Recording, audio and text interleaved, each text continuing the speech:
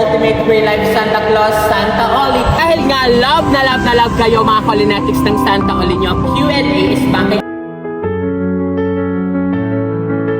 Ito naman yung panali sa manok. Paano pagawa nito ate? Dahil may mga hygiene kit at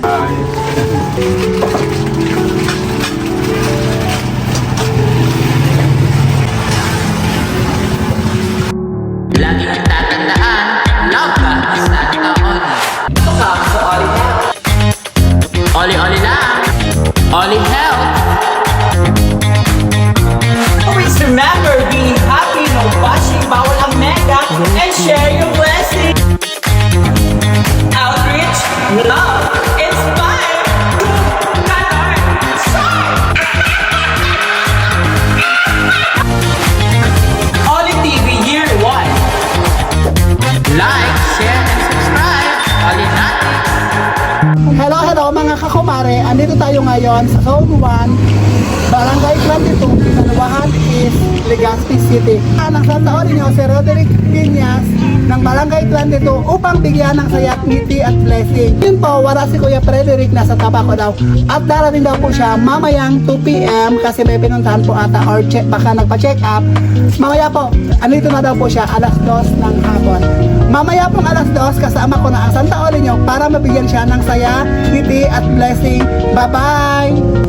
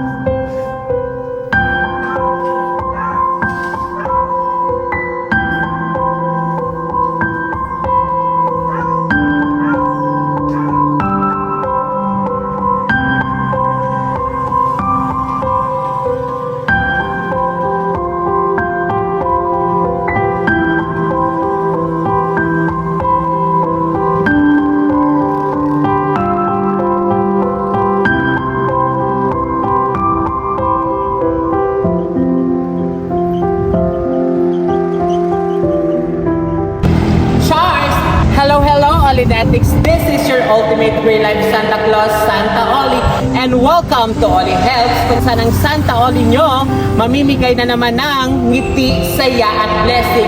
And for today's video nga mga Colinatics, nandito po ang barangay 22 Pinaluwahan is upang puntahan si Kuya Frederick. Si Kuya Frederick mga Colinatics ay nag-chat po ang kanyang asawa sa aming FB page na sana nga daw po mapuntahan ni Santa Oli at matulungan ng kahit papano mabigyan ng ngiti, saya at blessing. Kaya mga Colinatics, sa mahaba-habang panahon na pag-chat ng kanyang asawa, finally nandito na si Santa Oli sa barangay nila.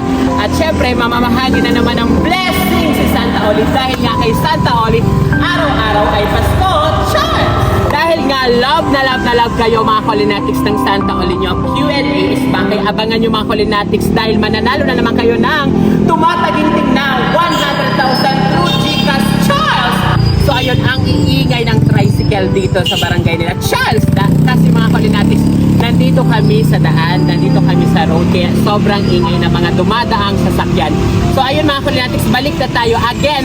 Q&A is back sa YouTube channel mga Colinatics. Dahil love kayo ni Santa Oli at dahil malapit na ang Pasko, 5 ang maswerte mananalo ng 100,000 through Gcash. Simple lang mga Colinatics ang mechanics ng games. Ito ha, bibigyan ko kayo ng tip. Manood lang kayo nitong video to simula sa una hanggang matapos dahil nandito mga Colinatics ang tanong at syempre nandito rin ang sagot. Kaya mga Colinatics, tumuto kayo at may chance kayo manalo ng 100,000 chance! So finally mga Colinatics, narating na nga natin ang bahay ni Kuya Frederick. So ito po ang kanilang bahay mga Colinatics. But before that, bago tayo papasok sa kanilang bahay, eto na yung mga nagpapa-shoutout kay Santa Oli. Literal na shoutout! Charles! So ayan, shoutout kay Ate Raquel Perez. Sabi ni Ate Raquel, shoutout sa lahat ng kanyang mga kapitbahay dyan sa barangay Lapu-Lapu. Shoutout mga kabarangay! Charles! At ito naman mga Colinatics, shoutout kay Ate Alisa Bernabe. Pa-shoutout po dito sa Barangay 24 Rizal Street, Legazpi City from Family Malate at Bernabe. Shoutout po sa inyong lahat. God bless. Shoutout! Cheers! May energy pa ba? Cheers! Shoutout din kay Ate Hilda Encinares ng Kasiguran Sorsogot, ang kanyang pamilya dito sa Legazpi, ang Binaobra family. Shoutout! Cheers! At for the last mga Kulinatics, shout out din kay Ate Arlene Galos ng Barangay 23, Legazpi City. I love you all. God bless us all. Oli-oli lang. Wow.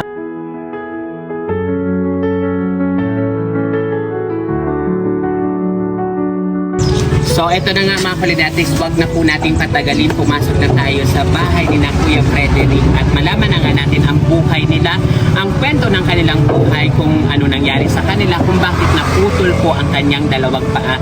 Dahil si Kuya Frederick mga Kulinatics ay PWD po, ang kanyang paa pinutol. Hindi ko po alam kung ano ang buong kwento, kung bakit po naputol ang kanyang paa at kung ano nga ang kalagayan nila ngayon, kung anong pagkabuhay nila, kung ano na mga ganap nila sa buhay. Kaya mga Kulinatics, pumasok na po tayo sa kanilang munting tahanan.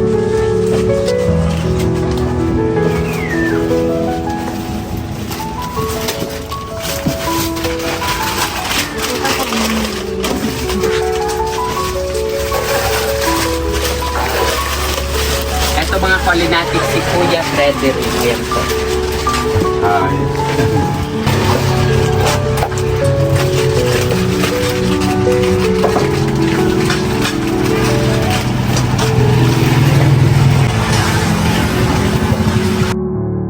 So ayan mga Kulinatics, eto na po, tabi ko na si Kuya Frederick. Si Kuya Frederick po ay ilang taon? 54 years old. Ilang taon ka na pong PWD? 1993. Ay matagal na po to. Nasa Ibig sabihin po, 2 years. naputulan ka ng dalawang paa. May asawa ka na po, wala ka. Ay binata ka po. Bakit po naputol yung dalawang paa? Aksidente na Ay aksidente, hindi ka man po diabetic. Na aksidente ka po sa pagdaan. Ano po, ikaw nagdadrive? hindi. Ano na, kailan mo? Apay na hindi. Ano yun, saan ka po na aksidente? Yung sa Manila. At taga Manilipot ka po, hindi ka man po talaga taga dito. Sino po ang taga dito yung asawa mo? So, ibig sabihin po kaya ka po naging PWD dahil sa aksidenteng nangyari po sa inyo noong 1992. Doon ka po na-disgrasya sa Manilipot. Bakit? Ano po ang trabaho ni tatay noon? Yung tatay ko, ang trabaho, karpintero siya. Ikaw po, ano trabaho mo noon? Estudyante pa ako na. Ay, ibig sabihin po, naputulan kay estudyante ka pa. Estudyante. Grabe pala yung nangyari. Aksidente pala mga Kulinatics. Akala ko po, meron kang sakit na diabetes. Hindi man po. Ngayon po, ano po, may sakit ka po ba? High blood ka po? Ngayon ako nagpa-hospital kami. Meron akong yung matas lang yung blood sugar. Patas po ang blood sugar. Pero wala ka man pong komplikasyon sa puso. Mayroong 2,000 Wala po ba sa'yo nag-donate na magkaroon ka ng paano, artificial? walang sponsor. Wala ba? Mahal kasi Opo, mahal po talaga yun. Dalawa. Oo. Pero balita ko po kay na-interview ka na ng Ako Bicol Online TV, di ba? Nagtang ka na po nila dito, na-future ka na sa kanilang, sa page nila. So ano pong nangyari dito tayo? Kailan ka nila na-interview? kailan February 2024, ngayon lang po. Ito po pala mga Kulinatics, ang asawa ni Kuya Frederick. Ano nga po ang pangalan mo, ate? Arlene. Dito ka na po. Si Ate Arlene. Si Ate Arlene, mga Kulinatics, siya po ang nag-chat sa aming FB page. Matagal na siya nag-chat, di ba ate? Ngayon ko lang... Sa ospital po kasi. Oh, bakit po na-hospital noon siya? Ako na confine po yan. Bakit? Yung sa ano daw po ba, anong diabetic. Diabetic. Ah, ibig sabihin tayo may diabetic ka na. Pininsulin po kasi siya doon.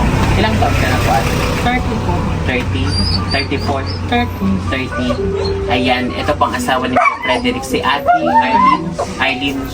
Ay mga Kulinatics, ito na po nga. Finally, narating ko na po ang kanilang bahay at mabibigyan ko na po sila ng ngiti, saya at blessing. Kaya Kaya masaya po ako na nandito ako sa inyong bahay para mabigyan po kayo ng blessing. Ilan na pong anak ninyo? Dalawa po. Dalawa. Parehas, babae. Para sa babae. Buti nga po Ate Arlene, kahit ganito yung kalagayan ni Tatay Frederick, na-inlove ka pa rin sa kanya. Ano kasi siya, may masipag. Masipag po. Diskarte po. Ano, saan po kayo nagkakilala? Sa Facebook. Ha? Facebook. Sa Facebook? Pero nung nagkakilala kayo, hindi mo alam na putol yung dalawa kanya. Kailan mo inamin, kuya? Sa Inamin ko naman talaga sa kanya na Sa sa cellphone. cellphone. Bawat lang siya. Simula nung nililigawan mo siya, inamin mo na na... Hindi ako nagtago eh. Mahirap. So ngayon po, ano po, ito pong bahay niyo, sa inyo po talaga ba? Nag-ano po kayo? Tira lang. Ay, nakikitira lang po kayo dito. Kanino po talaga? Sa ano po, sa lola, sa mama ng nanay ko. So balik po, nakikitira lang po kayo dito. Tapos, ano naman po ang income niyo sa araw-araw, pagkabuhay niyo? Ano po kaya, nagiging muna kaming gapon. Ano po? Gumagawa kayo po ng ano? Sali ka naman. Ay, ito yung pagkabuhay niyo ngayon po, sa araw-araw. Sa unang gayon namin. Ito po, kayo pong gumagawa nito. Kami dalawa. Ito lang po yung income niya sa araw-araw. Yung e-bike po sa labas, sa iyo po din. Regalo sa akin. Regalo din po sa inyo. Regalo. Di ba po, tayo galing ka lang tabako ngayon? Yan ang ginamit mo. Na kaya? Kaya. Kaya, balikan. Pero papunta doon sa pabalik, pagpapunta, palobat na hindi mo. Malubat na yan. Kaya tinurse namin. So ibig sabihin mo, yung kayang itakbo niyang ganyang e-bike hanggang sa bako kaya, balikan. Makapili nga ng mga 5. Pagkano naman yung ganyan? Hindi ko alam doon sa kapatid ko. Inuwi Sino po nagbigay sa iyo niya? Yung kapatid ko. Kapatid mo. Sa ganito pong trabaho nyo, sa isang araw, ilan po ang kaya niyong gawin? Sandaan. Isang daan lang po. 100 pieces. Ito po, ano po, magkano ang benta nito? Magkano isa nito? 20. 20 po. 20. Sino naman po? Pag sa yung mga farm nag-order nito, medyo mahal, 20. 20. Pag tinitinda ko, medyo mura kasi reseller sila eh. Opo. Di ba ano to, tali ng manok? Kali. Ito lang po ang ginagawa nyo sa araw-araw. Opo. Tapos dapat makabenta kayo nitong marami-rami para dito nyo na po kinuha yung pagkain nyo, pabaw ng mga anak nyo. Lahat po. Lahat-lahat na. Pero buti na lang, pinatira po kayo dito, wala ng rent, hindi na kayo umuupa. Yung kuryente, tubig. Ano? Yung sishir kami. Share Share kami dito po. kay mama. So, sa araw-araw naman po, Tatay Frederick, ilang piraso po ang nabebenta nyo nito? Hindi naman sa araw-araw kami na kasi iniipon muna namin yung kung yan, halimbawa baka 300 kami bago po. Bago magbenta, dapat mga 300 pieces. Ibig sabihin, wala man kayong income araw-araw, walang pumapasok Wala. araw-araw. Kung kailan lang nito makabenta, tsaka kayo makakaroon. Yan. Ibig sabihin po, pag nakabenta kayo nito 300 pieces, Okay. magkano na po yun? Kung ano, nasa 4-5. Yung 300 pieces po nito. 4-5 Di, pero mag-ano na po yun, pag mayroong kang kitang 4-5 nito, hindi binibili yung mo na. kita yung Ay, ano po yun? may kasama yung punan doon. Kunti lang. Magkano naman po ang punan sa paggawa nito? Halos. Kunyari, ano po, ganito Tatay Frederick, kunyari, tatanungin kita, magkano ba yung puhunan mo dito para makagawa ka ng ganito? Magkano ang kailangan mo? Nasa 13 pesos. 13 pesos? Ang isa, ang puhunan ng Kasama isa. ng labor. Bali, ganun po yung ang ibig sabihin ko tayo, magkano pong kailangan mo para makagawa ka nito, makabili ka ng mga materials nito? 500 ba? 1,000, ganun. Medyo pagkasiman ng Mga materials nito. material. So, paano naman kung pagawa Kasi nito? mga 5,000 yung namin. Pero marami naman kung kumukuha sa inyo nito. Marami kasi may online din. Sa farm po. So, mas swerte kayo dahil kahit ganito yung ginagawa niyo tapos marami pala nag-order sa inyo. May mga regular customer na rin sa amin. Bali po, pinopost niyo po ba yan sa Facebook page niyo? Kaya mga kulinatis ko dyan, yung mga nanonood na may manukan, mag-order na kayo dito kina Kuya Frederick. Puntahan nyo sila dito sa Binanuahan East, dito sa Zone 1. So, Zone 1, Binanuahan East po. Dito lang sila along the road mga kulinatis. Kaya kung kailangan nyo ng ganyan, huwag na kayo mag-hesitate na puntahan ang kanilang bahay. Itong ganito naman po, ano naman to? kayo gumagawa Kasi nun? nasama ko din yan sa day-deliver ko. Kasi Kayo din po gumagawa niyan? Ganun. Paano naman yan at? Ito po. Yung ganito naman na straw, magkano naman? 10 piso. 10 piso. Di ba meron ito nabibili sa palengke? Nire-repack Opo, namin. nire-repack namin yung isang review. Tapos dinideliver din po. 10 piso ang ganito. Basta po ang lahat ng negosyo nyo dito, hanap buhay nyo is mga panalig. Panalo. Sige po. Ngayon po, Kuya Frederick, kamusta naman po ang buhay nyo sa ngayon? Ngayong ilang taon ka ng PWD? 32 years. 32 years, grabe, 32 years. Kamusta ang pagkabuhay niyo sa araw-araw? Hindi naman kakasurvive. Nakaka-survive naman po. Nakasurvive pa. Okay, paano? Okay. Ano po kayo? Katoliko po kayo? Opo.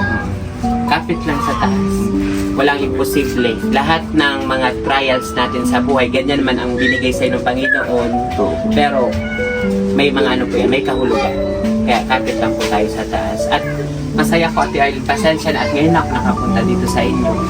At ayan nga po, kahit pa paano, may dala po akong blessing po para sa inyo. Alam ko na makakatulong po sa inyong pamilya. May maintenance ka na po tayo. Meron ka na maintenance.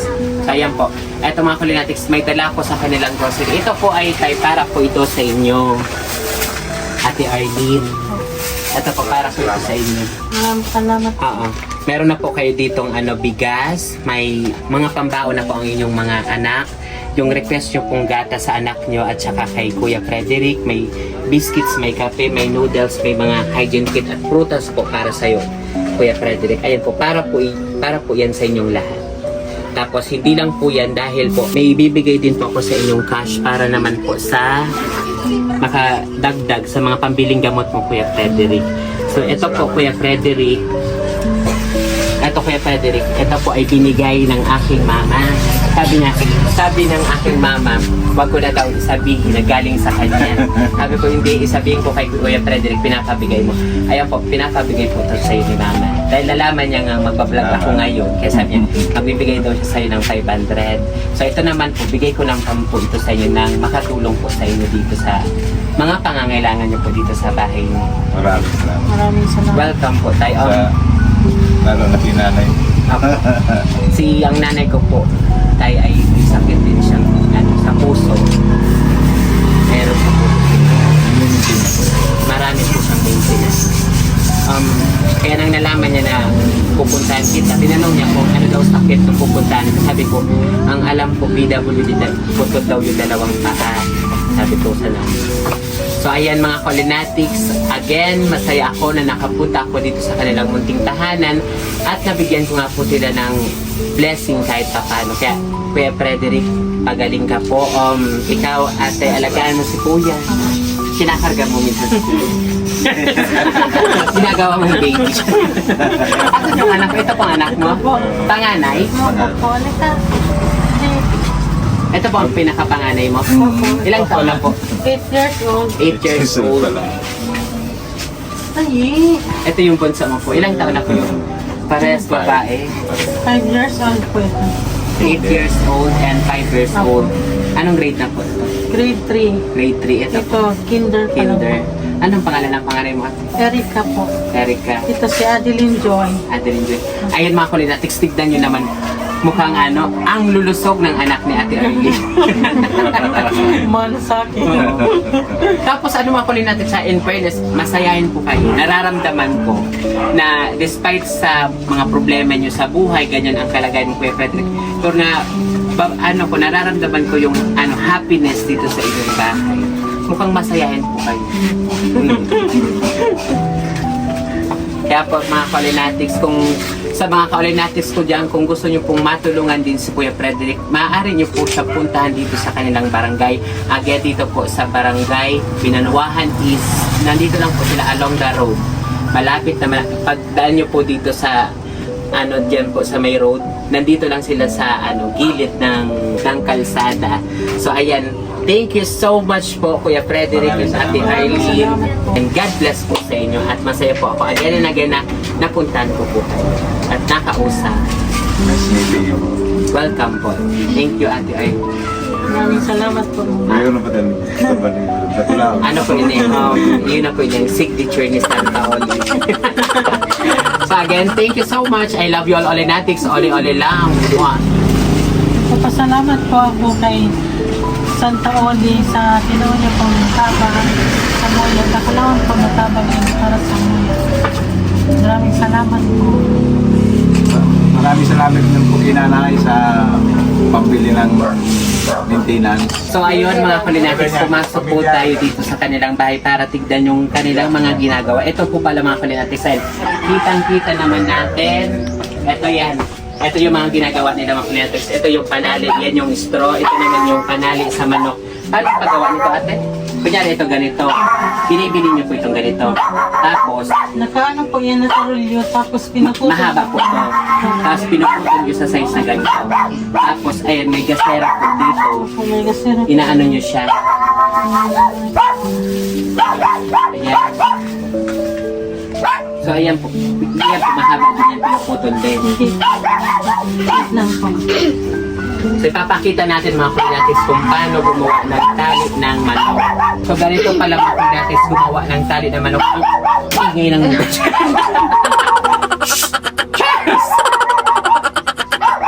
may tinatawag pong single, may tinatawag na double.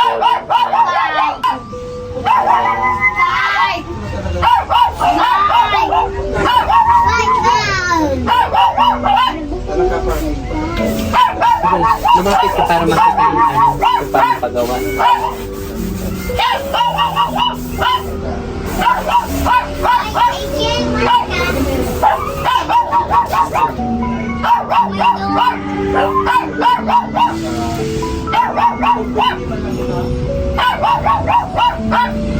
Tapos sinatay na po. At tatayin niyo pa po yan. Paano pagkainin yung karayom po? Sige na, okay natin. Okay na po yan. Pag, eto po, pag napasok mo na to, tatahiin na po to. Tapos ito yung pinaka-final niya. Ayan mga Kulinatics, so ipinasok ni ate, tapos tatahiin. Ito na yung pinaka-final niya. Ito po ay nagkakahalagang 20 pesos. 20 pesos. Thank you so much, ate. So, ayun mga Kulinatics, again and again, I love you all. Yun nga mga Kulinatics, tapos na po tayong mamahagi ng ngiti, saya at blessing kila Kuya Frederick at kay Ate Arlene. So, ayan, sabi ko nga sa inyo mga Kulinatics, huwag tayong magdalawang isip na tumulong sa ating kapwa. Dahil maliit man yan o malaki, malaking puntos na yan sa taas, basta ang ating pagtulong ay galing sa ating mga puso. Kaya always share our blessing mga Kulinatics simula sa ating pamilya, pangalawa naman sa ating kapwa. Kasi nga sabi, pag tumulong tayo, mas marami pang blessing ang darating sa atin. Kaya po, huwag tayo magdalawang isip tumulong sa ating kapwa. Again and again, I love you all mga Kulinatics, and don't forget to like, share, and subscribe. And always remember, be happy, no bashing, bawal ang nega, and share your blessing dahil love na love po kayo ni Santa Oli. At kay Santa Oli, araw-araw ay Pasko. Charles! Boom! Ganon! So, eto na nga mga Kulinatics ang sabi ko sa inyo, ang Q&A is back. So, maaari po kayong manalo ng 100,000 through Gcash. At dahil love ko kayo, 5 po ang uuwi ng 100,000 through Gcash. Cheers! So, eto na ang ating Q&A. Makinig ng mabuti mga Kulinatics. Basahin nandyan ilalagay. So, ito ang question ko mga Kulinatics. Ilang taon ng PWD si Kuya Frederick? Again, ilang taon ng PWD si Kuya Frederick? Sagot na mga Kulinatics. Charles!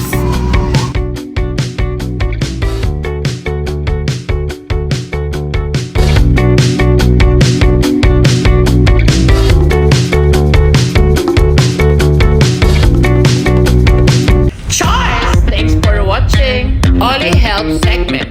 Outreach, love, inspire.